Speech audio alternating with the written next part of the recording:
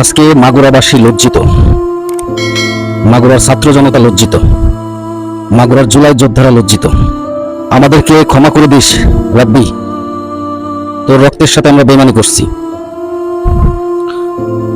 তুই যেই দলের জন্য এত ত্যাগ স্বীকার করছিস, এত পরিশ্রম করছিস, জেল জুলুম খাটছিস, অর্থ খরচ করছিস, তোর সেই প্রিয় দল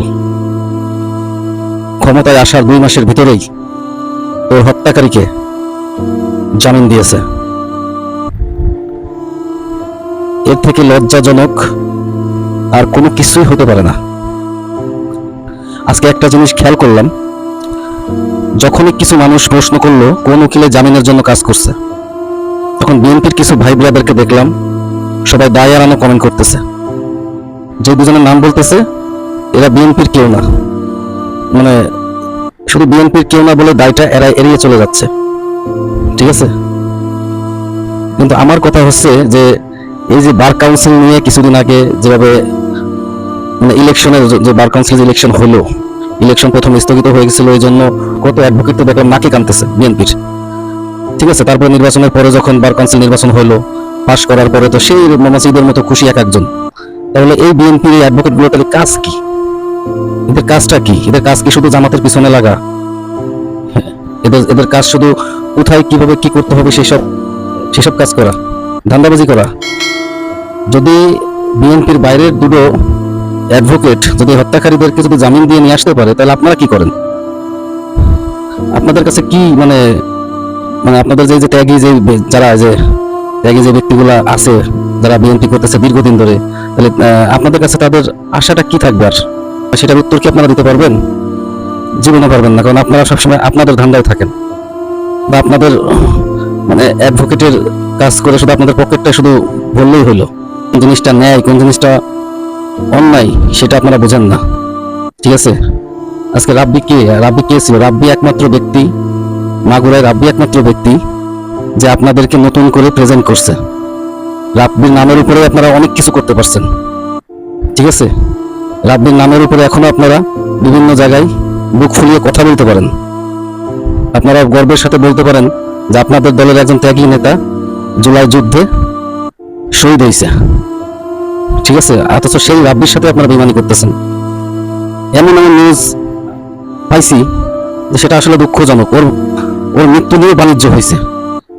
ঠিক আছে, ওর মৃত্যু নিয়েও বাণিজ্য হয়েছে, এমন অনেক কিছু শুনছি।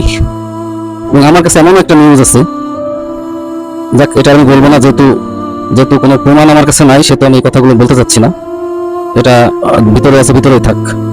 যাই হোক, আপনারা যে বেইমানিটা করছেন রাব্বির সাথে, হ্যাঁ, ওর ফ্যামিলির কথা একবার চিন্তা করা উচিত ছিল। ওর বউ বাচ্চার কথা চিন্তা করা উচিত ছিল। কত বড় ত্যাগ স্বীকার করে মাগুরার বিএনপিকে কোন পর্যায়ে উঠিয়ে দিয়ে গিয়েছে। আমি সেদিন শাহবাগে আন্দোলন করাকালীন যখন আমি জানতে পারলাম যে রাব্বি শহীদ হয়েছে, তখনই আমি একটা রাকেট নিয়ে দাঁড়িয়ে পড়ছিলাম শাহবাগ মোড়ে। এরপরে যখন আর সহ্য করতে পারি নাই, তখন ওইখান থেকে এক দৌড় মারে চলে গেছি বাংলা মোটরে। সেখানেই মূল যুদ্ধক্ষেত্রটা ছিল। সেখান থেকে আমরা দাবড়াতে ফার্মগেট পর্যন্ত নিয়ে গেছি পুলিশ লীগ আর আওয়ামী লীগকে। শুধুমাত্র আমার অনুপ্রেরণা ছিল রাব্বি। ঠিক আছে, ওর অনুপ্রেরণার জন্য আমি ওইভাবে ওই দিন নিজের জীবনের রিস্ক নিয়েছি। আপনারাও সেটাও করতে পারেন না। ঠিক আছে, শুধু গাল গল্প আছে আপনাদের বোঝা উচিত যে আজকে রাব্বি শহীদ হয়েছিল বলেই আপনারা বিভিন্ন জায়গায় ওর নাম নিয়ে গর্ববোধ করতে পারতেছেন। ওর নামটা বিভিন্ন সমাবেশে বিভিন্ন জায়গায় ওর নামটা বলতে পারতেছেন যে আপনাদের দলের একজন ত্যাগী নেতা শহীদ হয়েছে জুলাই আন্দোলনে। ঠিক আছে, যদি কেউ না মারা যাইতো আপনারা কি বুক ফুলে কিছু বলতে পারতেন? কিছুই বলতে পারতেন না।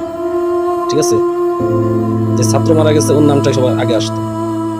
হ্যাঁ, সবাই বলতো যে ছাত্রদের আন্দোলন হয়েছে, ছাত্রই মারা গেছে। ঠিক আছে, আপনাদের কেউ তো মারা যায়নি, কিন্তু রাব্বি মরে যায় আর মাগুরার বিএনপিকে অন্যরকম একটা উচ্চতায় দিয়ে গেছে। সেটা আপনাদের বোঝা উচিত ছিল, কিন্তু আপনারা বোঝেন নাই। আমিও দেখবো, এখনো তো সুযোগ আছে জামিন থামানোর, জামিন বন্ধ করার এখনো সুযোগ আছে।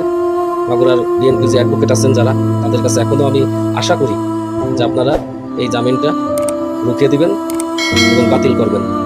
ধন্যবাদ সবাইকে, আসসালামু আলাইকুম।